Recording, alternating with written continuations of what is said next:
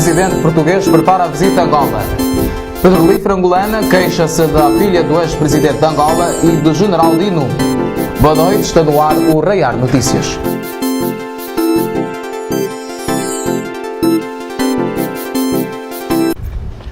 O presidente português Marcelo Rebelo de Sousa prepara-se para realizar, na semana que começa hoje, uma visita de Estado a Angola, que terá como destaque um encontro com o homólogo angolano João Lourenço.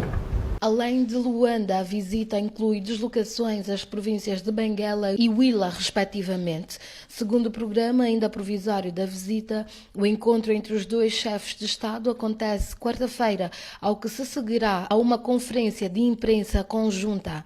No mesmo dia, o presidente português irá discursar numa sessão solene na Assembleia Nacional e depois terá um encontro com os estudantes da Universidade Agostinho Neto. O presidente da República, João Lourenço, esteve em Portugal em novembro em visita de Estado e na despedida anunciou que iria receber Marcelo Rebelo de Sousa em Angola entre 6 e 8 de março deste ano.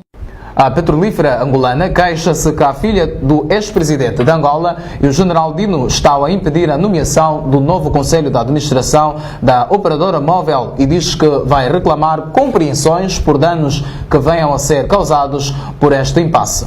A petrolífera Sonangol acusa a empresária Isabel dos Santos de violar a lei angolana e os acordos entre acionistas da operadora móvel Unitel ao pretender perpetuar-se no cargo de presidente do Conselho da Administração e manter o general Dino Matroz, um homem próximo do antigo líder angolano José Eduardo dos Santos, como presidente da mesa da Assembleia Geral, apesar de os mandatos dos órgãos sociais terem terminado em dezembro de 2017. Em violação da lei do contrato de sociedade e de obrigações contratuais, a Vidatel e a GEN, de forma intencional, impediram e continuam a impedir a eleição do novo Conselho da Administração da Unitel, sustenta a EMS Telecom, subsidiária da Sonangol para a área de telecomunicações, numa carta que foi enviada na semana passada ao diretor-geral da Unitel, António Dalton, a que o público teve acesso. A Unitel foi criada em 2002 e é detida em partes iguais pela Sonangol, pela Vidatel de Isabel dos Santos, pela GEN do General Dino e pela BT Ventures, BTV,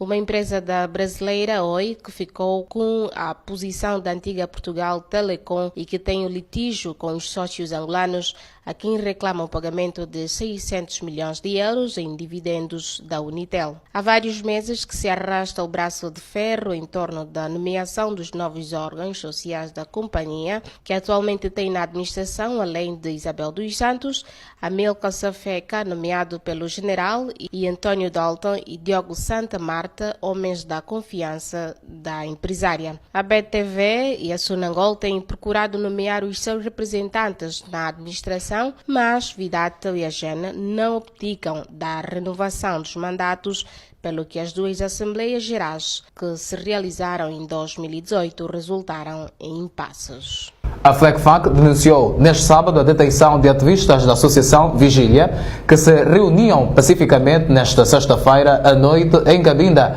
O grupo exige a libertação de outros 65 presos. Num comunicado, a Frente de Libertação do Estado de Cabinda, Forças Armadas de Cabinda, FLECFAC, assinado pelo porta-voz do movimento e secretário para a Informação e Comunicação, Jean-Claude Nzita, e publicado pela DW África, indica que entre os detidos estão o responsável da associação, Alexandre Fernandes, estando todos sob custódia da Polícia Criminal do enclave angolano. Denunciamos com vigor mais uma detenção arbitrária e exigimos a libertação imediata dos nossos compatriotas presos sexta-feira à noite, bem como a dos 65 ativistas cabindeses detidos desde 28 de janeiro sem terem beneficiado de um julgamento justo e equitativo. Lê-se no comunicado que dá conta de que a 28 de fevereiro as autoridades de Cabinda libertaram 12 deles. O movimento independentista afirma condenar a repressão selvagem em curso em Cabinda, perpetrada pelo regime do presidente de Angola, João Lourenço, sobre a população do enclave e apela à nomeação às Nações Unidas e à União Europeia para agirem com urgência para pôr cobro à repressão das autoridades angolanas sobre a população local para que esta possa exprimir-se em liberdade no território. Uma campanha de sensibilização porta a porta sobre os direitos do consumidor decorre desde sábado na cidade de Ondiva, província de Cunene, para melhor elucidar os procedimentos de atuação dos cidadãos em casos de eventuais irregularidades na relação consumidor e agentes econômicos.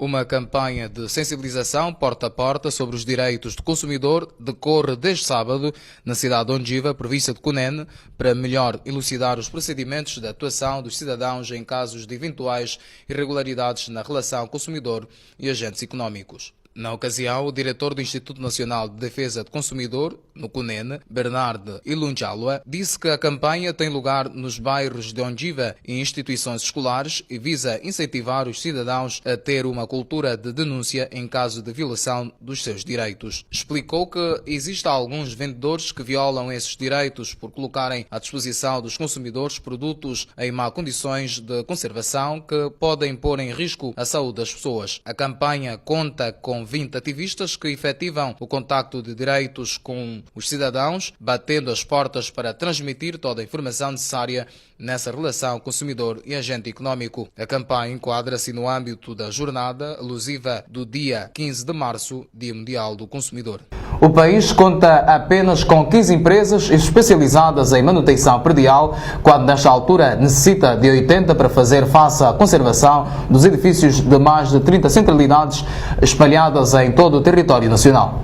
O país conta apenas com 15 empresas especializadas em manutenção predial, quando nesta altura necessita de 80 para fazer face à conservação dos edifícios de mais de 30 centralidades espalhadas em todo o território nacional. Segundo o coordenador provincial da Associação Nacional das Empresas de Manutenção Predial, Eduardo Ernesto, que falava hoje à Angope, à margem do 6º Seminário Nacional de Gestão Técnica de Manutenção Predial, além das grandes empresas especializadas em serviços de manutenção predial, seriam necessárias as de pequeno e médio porte para serem subcontratadas pelas gigantes. Sem avançar números, afirmou existirem outras empresas e há alguns técnicos que prestam serviços de manutenção no país, mas o grande problema reside na falta de cultura de manutenção regular e a procura destes serviços. Explicou que muitos edifícios são bem construídos, mas a falta de manutenção tem causado graves consequências, como o desabamento do próprio edifício. O cumprimento rigoroso do plano de manutenção previne danos,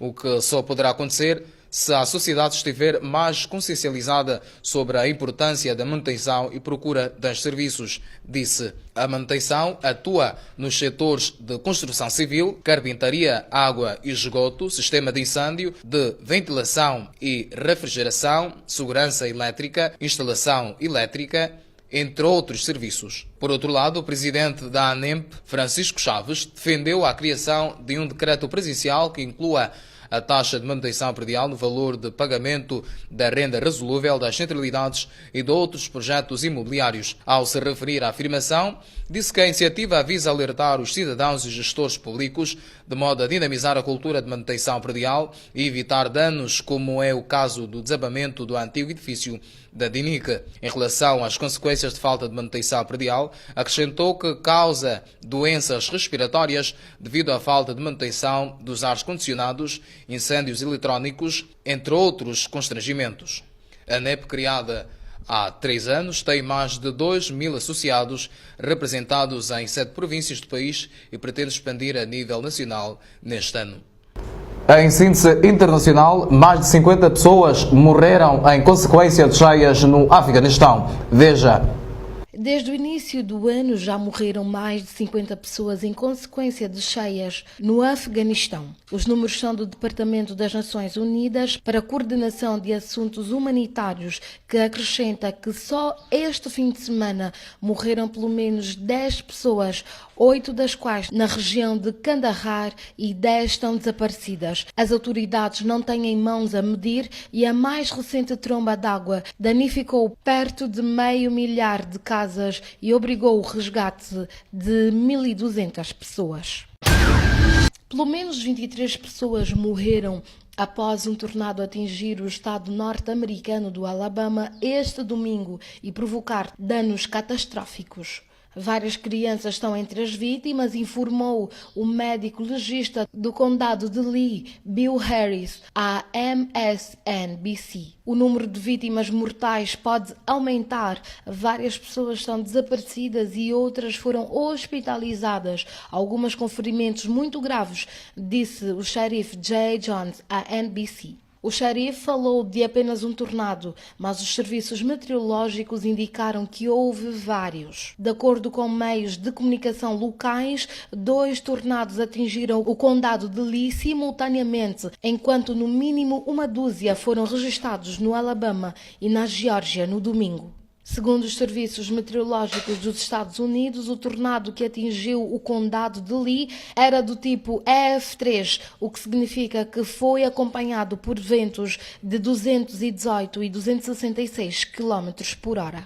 Na atualidade esportiva, o Petro de Luanda perdeu neste domingo diante do Zamalek do Egito por 1-0 em jogo da 4ª jornada do Grupo D da Taça da Confederação em futebol, comprometendo o seu objetivo de qualificação para a outra fase.